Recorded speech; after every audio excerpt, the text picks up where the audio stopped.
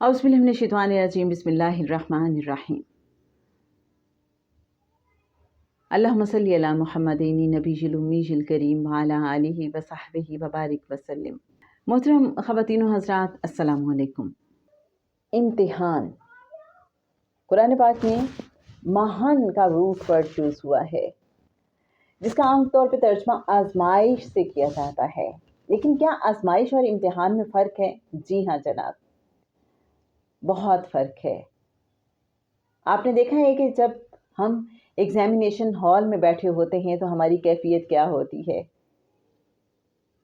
तो जहाँ सख्त आजमाइश से गुजारा जाता है, किसी इंसान को सख्त जांच और परख से गुजारा जाता है, जहाँ उसको एग्जामिन किया जाता है कि ये कैसे परफॉर्म करता है, इसकी असली हालत क्या है, इसकी असली काबिलियत सलाहियत क्या है, इसकी असली कैफियत क्या है, ये है एग्जामिन होना।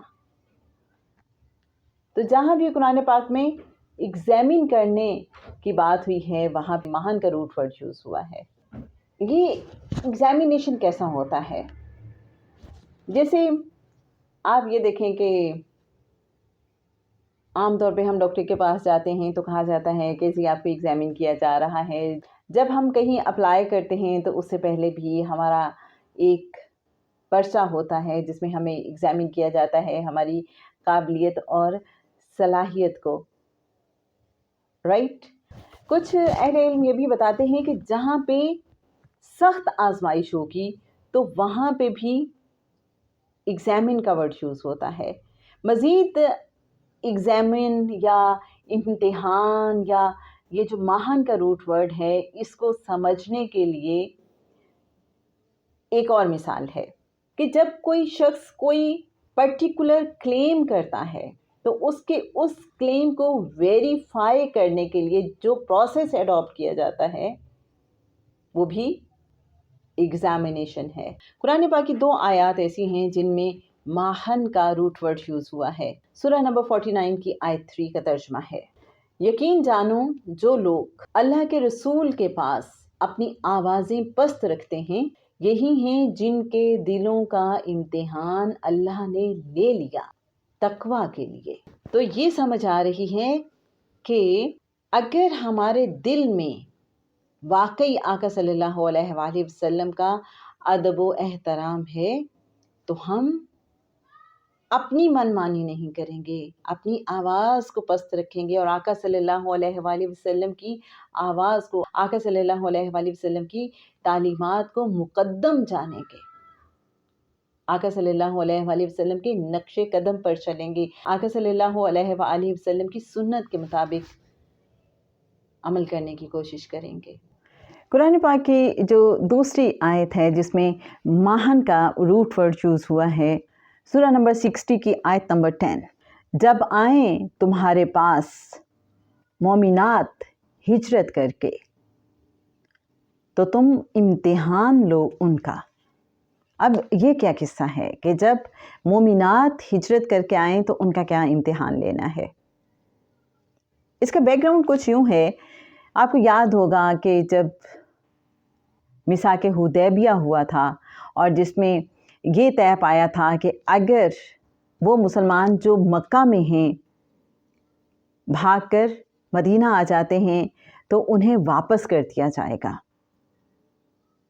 अब हुआ ये कि इस मिसाक को कुछ अरसा गुज़रा था कि एक खातून, एक मोमिना उम्मे कलसूम बिनते उक़बा बिन अबी मुऐत, अब वो मक्का से मदीना पहुंच गई हैं। जैसे ही वो मदीना पहुंची हैं, कुफारे मक्का ने मुतालबा कर दिया कि इन्हें आप वापस भेजें और उम्मे कलसूम के 2 भाई वलीद बिन उक़बा और अम्मारा बिन उक़बा उन्हें लेने के लिए मदीना मुनव्वरा आ पहुँचे हैं। उस वक्त ये सवाल पैदा हुआ कि वो जो हुदैबिया का मुआहिदा था, क्या वो औरतों पर भी अप्लाई होता है? और ऑब्वियसली फिर इस हवाले से ये क्लैरिफिकेशन हो गई कि वो औरतों पे अप्लाई नहीं होता, वहाँ पे सिर्फ मर्दों की बात की गई थी। लेकिन अब ये जो आयत नाजिल हुई है कि जब مومنات ہجرت کر کے پہنچیں آقا صلی اللہ علیہ وآلہ وسلم کے پاس تو ان کے امتحان لینے کی بات کی گئی ہے. اس کی وجہ کیا ہے؟ اس کی وجہ یہ تھی کہ کیا ان عورتوں کی ہجرت خالصتاً اسلام کی وجہ سے ہے یا اپنے کسی ذاتی مفاد کے لیے انہوں نے یہ ہجرت کی ہے. کیونکہ مدینہ منورہ ان عورتوں کے لیے پناہ گاہ بنے گا کہ جو اسلام کے لیے ہجرت کر کے وہاں پہنچیں گی.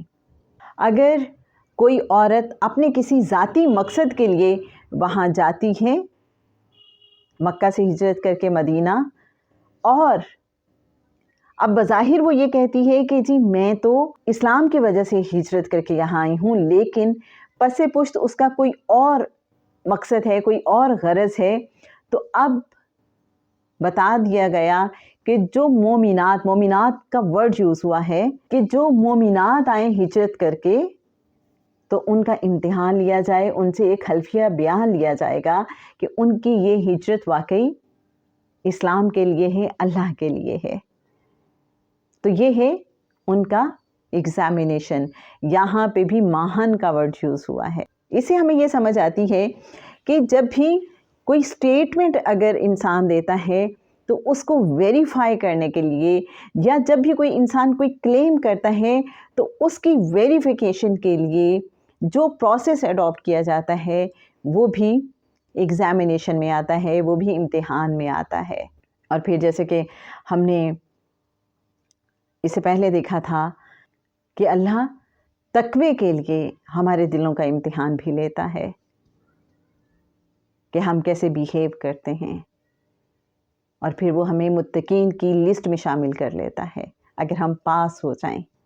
کچھ اہل علم ماہن یا امتحان کے حوالے سے یہ بھی ڈیفینیشن بیان کرتے ہیں کہ جب سخت آزمائش کی بات ہوگی تو وہاں پہ بھی امتحان کا ورڈ ہے.